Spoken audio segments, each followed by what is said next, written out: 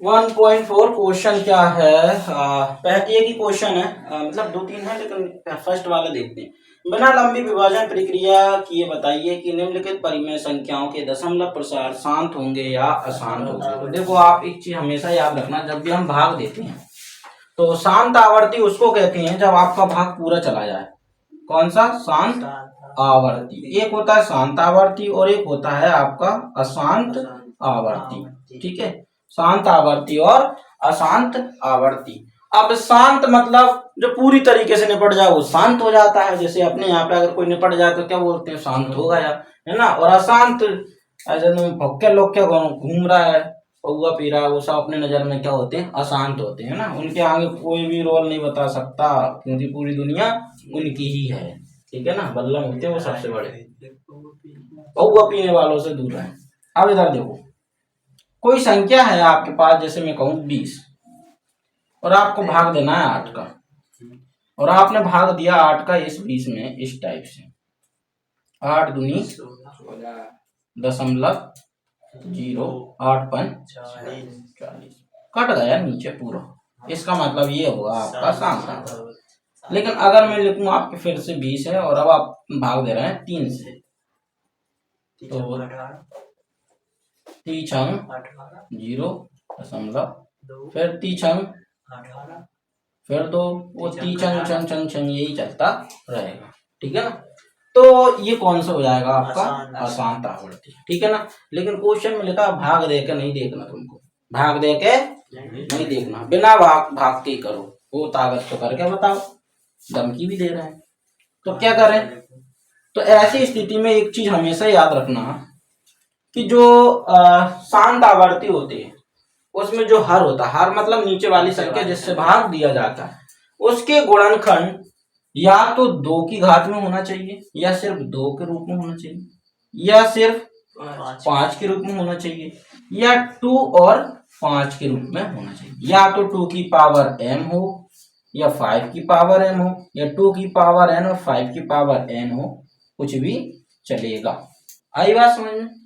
ये M N किसको दर्शा रहा है? कोई भी संख्या हो सकती है, 2 की पावर 10, 5, 6, 4, 3, 2, उससे कोई फर्क नहीं पड़ता। तो ये वेरिएबल अपन ने मान लिया अपनी मर्जी से। ठीक है ना।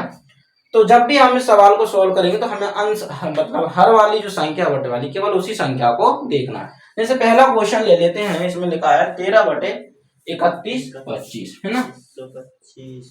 31 है। हाँ, तो अपन उसको 31 भी कर देंगे, ऐसी कोई बात नहीं है, सब घर की बात है। 31 25 अंश कौन सा होता है? ऊपर वाला। हर कौन सा है? नीचे वाला। तो यहाँ हम हर के गुणनखंड करेंगे, सॉल्व करने के बाद इसे लिखेंगे तो 13 का 13 ही रहेगा। अब 31 25 के अगर गुणनखंड करते हैं तो 5 से काट दे पहले ना। 5 6 30, 5 दूनी 10, 5 25, फिर 5 से काटा, 5 एकम 5 दूनी 25, फिर 5 से 5 दूनी 10, 25, फिर 5 से 5, फिर 5 से 5। यहाँ देखा 1 2 3 4 5, तो यहाँ आया 5 की पावर 5। क्योंकि 13 बटे 31 25 में हर की घात, हर मतलब नीचे वाली संख्या की घात 5 की पावर m के रूप की है। इसी रूप की है ना ये 5 और पावर m, n कुछ भी m भी लिख सकते हैं।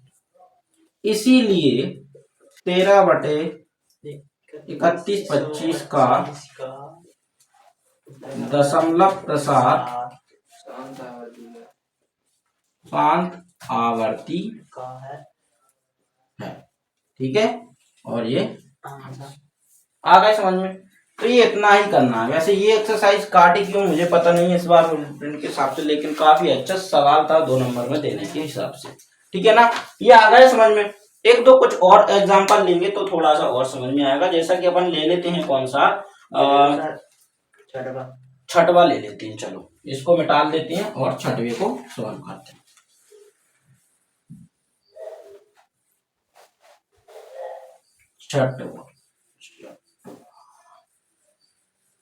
तो छठवा सवाल क्या है आपका? 23 बटे 2 की पावर 3 5 की पावर 2। यह है 23 बटे में 2 की पावर 3 5 की पावर 2। तो यहाँ तो पहले से नीचे फैक्टराइज किए हुए हैं, कोई दिक्कत ही नहीं।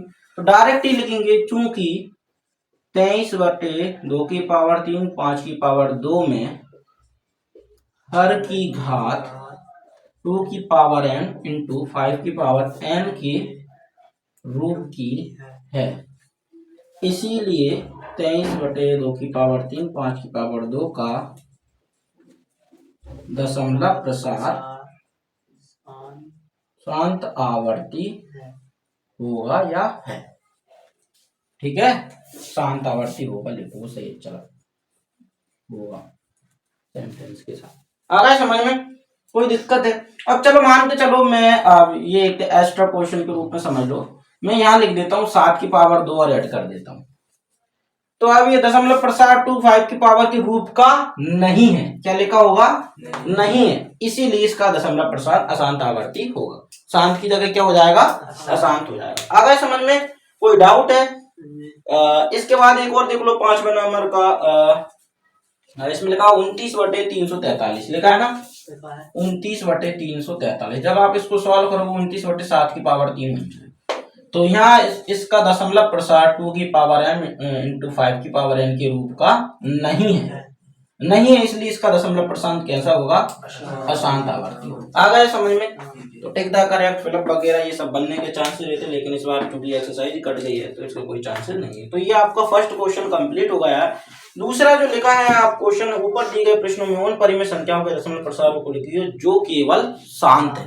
तो मतलब आपको सेकंड क्वेश्चन में, क्वेश्चन नंबर सेकंड, ये तो क्वेश्चन नंबर फर्स्ट चल रहा था, अब क्वेश्चन नंबर सेकंड में आपको क्या करना, केवल उन संख्याओं को लिखना जिनका दशमलव प्रसार क्या था? शांत। जैसे पहला वाला क्या था अपना 13/31 25। एक ये वाला आया कौन सा, छठवा वाला है ना, 23/2 की पावर 3 और 5 की पावर 2। ऐसी और भी है उसमें, ऐसे ही क्या है और भी है। तो उन सभी संख्याओं को छांट कर लिख लेना जिनका दशमलव प्रसार क्या था? शांत आवर्ती था। तो क्वेश्चन नंबर सेकंड भी हो गया। अब आते हैं क्वेश्चन नंबर थर्ड पर। कुछ वास्तविक संख्याओं के दशमलव प्रसार नीचे दिए गए हैं, प्रत्येक स्थिति के लिए निर्धारित कीजिए कि यह संख्या परिमेय संख्या है या नहीं। यदि यह परिमेय संख्या है तो इसको P/Q के रूप की है, तो Q के अभाज्य गुणनखंड के बारे में आप क्या कह सकते हैं? तो समझते हैं इसको, क्वेश्चन कोई ज्यादा ऐसा कठिन नहीं है। सबसे पहले तो आपको यही पता लगाना है क्या ये परिमेय संख्या है या नहीं। तो जो तीनों संख्या दी है वो अपन बोर्ड पर लिख लेंगे। एक्सप्लेन कर देता हूँ क्वेश्चन नंबर थर्ड। ठीक है, तो तीन संख्या कुछ इस तरह से दी है। जैसे पहली वाली आपको दी है 43.1 2 3 4 5 6 7 8 और 9 और इसके आगे कोई डेड डैश नहीं है। सेकंड वाली जो संख्या दी है आपको 0.120 1200 1200 और 1 2 1 2 3 4 0 और डेड डैश। यहाँ दिया है तीसरा वाला 43.1 2 3 4 5 6 7 8 9 पर 12। तीन संख्या आपको 9th क्लास जिसने अच्छे से पढ़ी है उसको अच्छे से यह समझ में आ जाएंगे। देखो ध्यान से, क्योंकि इसमें दशमलव के आगे जो अंक हैं वो सीमित कर दिए गए, अंकों का रिपीटिशन नहीं है, कोई डेड डैश नहीं है। तो सीधे तौर पर अपन क्या करते हैं, इस संख्या का दशमलव को काटते हैं कि नहीं? काटेंगे ना। तो ये दशमलव यहाँ से उड़ा देंगे तो 1 2 3 4 5 6 7 8 9 तक तो चल गए। और कितने अंक? 4 4 8 और 9 0 1 2 3 4 5 6 7 8 9 बदल गए। ये होगा P/Q के रूप में। अब पूछा था हर के बारे में क्या कह सकते हैं, तो इसको फैक्टर करेंगे तो 2 की पावर m और 5 की पावर n में निकलेंगे। तो अपन क्या लिखेंगे कि इसका रूप ये हो गया, इसका P/Q रूप ये हो गया और इसमें हर का गुणनखंड 2 की पावर m और 5 की पावर n के रूप का है। ठीक है ना। तो ये इसलिए कौन सी संख्या हो गई? परिमेय संख्या। कौन सी संख्या हो गई? ये परिमेय संख्या हो गई। तो इसमें तो कोई दिक्कत ही नहीं। अब देखते हैं दूसरे वाले को।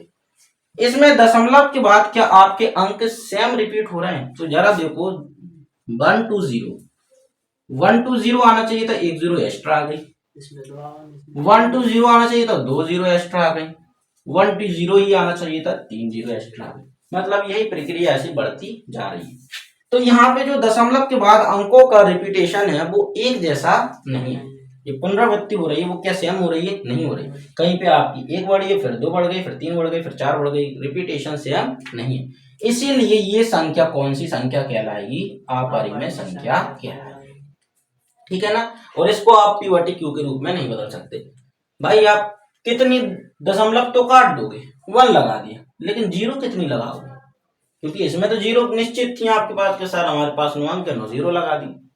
इसमें कैसे लगाओगे, क्योंकि ये डेड डैश का मतलब है आ रहा है, बार बार आ रहा है, कहां तक, कभी खत्म ही नहीं हो रहा। तो ये कौन सी संख्या हो जाएगी, अपरिमेय।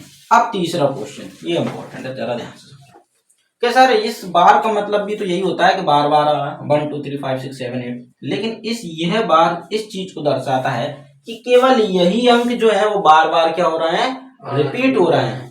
यही अंक क्या हो रहा है, बार बार रिपीट हो रहे हैं। इसमें कहीं पे बार था, इसमें था कि पहले 3 अंक रिपीट हो गए, एक जीरो दे दी, फिर 4 अंक रिपीट हो गए, एक और जीरो एक्स्ट्रा दे दी, फिर 5 अंक रिपीट हो गए, एक और जीरो एक्स्ट्रा दे दी। तो यहाँ पर रिपीटेशन सेम नहीं था, लेकिन यहाँ दशमलव के बाद जो अंकों का रिपीट होना सेम टू सेम है, मतलब ये जो अंक है वो बार बार आएंगे। तो अपन ने पिछली बार 1.3 में 9th क्लास में सवाल किए थे, जिसको अपन का में बदलते थे पी बटे क्यू के रूप में। आपको याद होगा, अपन काय के बराबर मान लेते थे, पी के या एक्स के बराबर मान लेते थे, मानते थे। फिर जितनी संख्या में बार होता था उसको एक बार बिना बार के लिख लेते थे, ठीक है। और फिर क्या करते थे, बार लिखने के बाद उसके बाद जितने अंकों पे बार होता था उतने की जीरो संख्या वाले से गुणा करते थे, और फिर उसको समीकरण 2 में से एक को घटा देते थे, तो आपका काम में चेंज हो जाता था, पी बटे क्यू में चेंज हो जाता था। दूसरा तरीका क्या कहता है कि हमको अगर ये करना है तो आप 43 एज इट इज लिखना, दशमलव बढ़ा देना, इतनी जीरो जीरो है उतनी जगह पे 9999 क्या कर देते हैं, बना देते हैं, उतने क्या बना देते हैं, 99 बना देते हैं। तो आपका आंसर आ जाता है 43/9999, इस टाइप से करके आ जाएगा। तो ये भी आपकी क्या होती है, परिमेय संख्या। तो सिंपल वे में आपको इतनी सी चीज समझना है कि दशमलव के बाद अगर किसी संख्या में बार लगा आता है तो वो परिमेय संख्या है। तो वो क्या हो गई, पूरी संख्या पे बार लगा होना चाहिए, लेकिन अगली बार समझिए, ठीक है। तो वो भी क्या हो जाएगी, परिमेय संख्या हो जाएगी।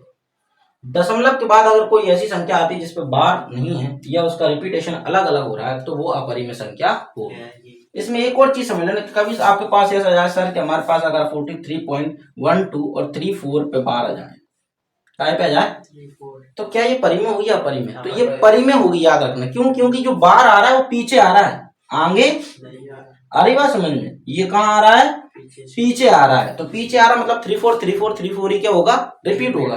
तो उसको अपन आसानी से पी बटे क्यू में बदल सकते हैं, क्योंकि आगे की संख्या का कोई मतलब नहीं होता, पीछे की संख्या को देखना होता है। तो पीछे की संख्या बार बार रिपीट हो रही है, इसको मतलब इसको भी अपन क्या कर सकते हैं, पी बटे क्यू में बदल सकते हैं। लेकिन यहाँ पर कोई भी पीछे की संख्या सेम रिपीट नहीं हो रही थी, सारी की सारी अलग अलग रिपीट हो रही थी, इसलिए ये अपरिमेय संख्या थी और ये वाली परिमेय। तो इस क्वेश्चन में आपको केवल यही देखना था कि कौन सी परिमेय है और कौन सी अपरिमेय, ठीक है ना। और किसको पी बटे क्यू के रूप में बदला जा सकता है, तो जो संख्या परिमेय है उसको पी बटे क्यू के रूप में लिखा जा सकता है, और जो परिमेय नहीं है वो पी बटे क्यू के रूप में नहीं लिखी जा सकती। तो ये आपकी 1.4 भी खत्म हो गई, और इसके बाद सारांश वगैरह है तो आप एक्सप्लेन करा देंगे, चैप्टर 1 खत्म, ठीक है।